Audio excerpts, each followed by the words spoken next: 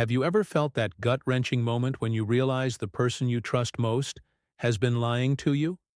That's exactly where our story begins today, with a man named Mark. For years, he thought he had it all: a loving wife, a beautiful home, and a future that seemed picture-perfect. But beneath the surface of this idyllic life, a web of deceit was being woven, and Mark was the last to know. Mark and his wife, let's call her Sarah, had been married for over a decade. He was the kind of husband who remembered anniversaries without a calendar reminder, who'd bring home her favorite flowers just because, and who believed their bond was unbreakable. He worked a demanding job, often traveling, but he did it all for them, to build a life they could both be proud of. He trusted Sarah completely, never questioning her late nights out with friends or the sudden, frequent work emergencies that seemed to pop up. Why would he? In his eyes, she was his partner, his confidant, his everything. The first crack in this perfect facade appeared subtly. It wasn't a dramatic confrontation, but a quiet, nagging feeling. A stray comment from a mutual friend that didn't quite add up. A credit card bill with a charge from a fancy restaurant on a night Sarah was supposedly working late from home. Mark initially dismissed these as simple misunderstandings. He loved Sarah, and love often makes you see what you want to see.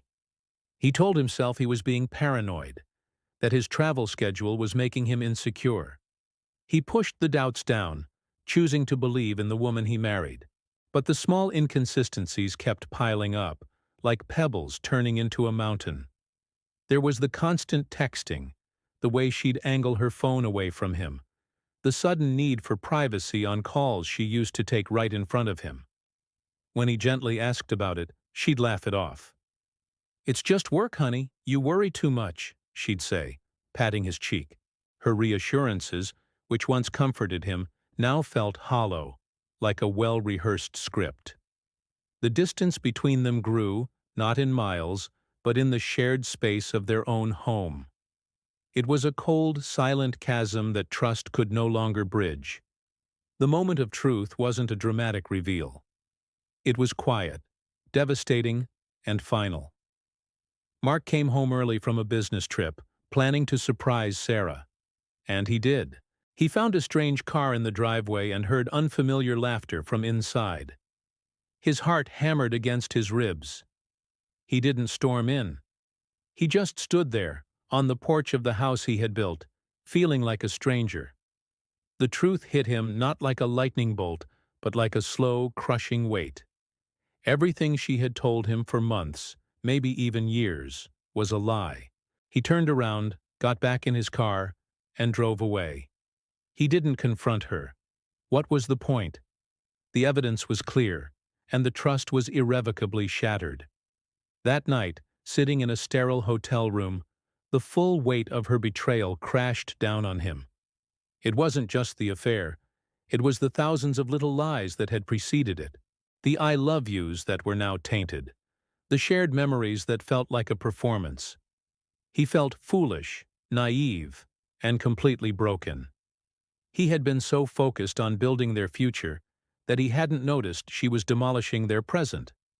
In the days that followed, the divorce proceedings began.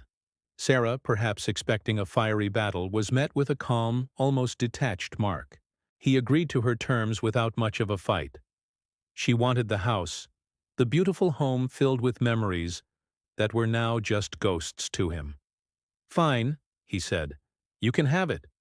She wanted a significant portion of their savings. "Fine," he repeated. His friends and family were baffled. "Are you just going to let her walk all over you?" they asked. "She betrayed you, Mark. Fight back." But Mark just shook his head. He had a different plan. It wasn't about anger or vengeance, it was about peace. This is where the story takes a turn you won't expect. Mark wasn't being a pushover. He was playing the long game. See, while Sarah was celebrating her win, thinking she'd gotten away with everything, she missed a crucial detail. The house she so desperately wanted, the one Mark had willingly signed over, came with a massive mortgage and property taxes that were due in just a few months. bills that Mark had always quietly handled. He knew her spending habits and her new partner's financial instability. He knew she couldn't afford it on her own. Months passed. Mark moved into a small apartment, simplified his life, and focused on healing. He started hiking, reconnected with old friends, and poured his energy back into himself. He was slowly, piece by piece, rebuilding the man he was before the betrayal. Meanwhile, the first property tax bill arrived at his old house, then the second. Panic began to set in for Sarah. The life she had envisioned, funded by Mark's hard work, was crumbling. The house became not a prize, but a financial prison. The "for sale" sign went up just 6 months after the divorce was finalized.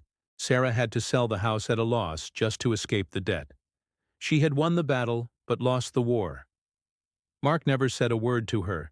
He never gloated. He just continued living his new, peaceful life. His revenge wasn't loud or dramatic. It was silent. It was letting her own choices lead to their natural, inevitable consequences. He simply stepped out of the way and allowed the house of lies she had built to collapse under its own weight. Mark learned a powerful lesson. Sometimes the best revenge is no revenge at all. It's moving on, finding your own peace, and letting go.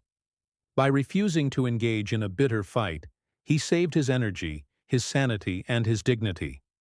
He found that his happiness was the one thing she couldn't take from him. His peaceful victory was a testament to his character, proving that true strength isn't about fighting back, but about having the wisdom to walk away and build a better life for yourself. Thank you so much for watching and sharing this journey with me.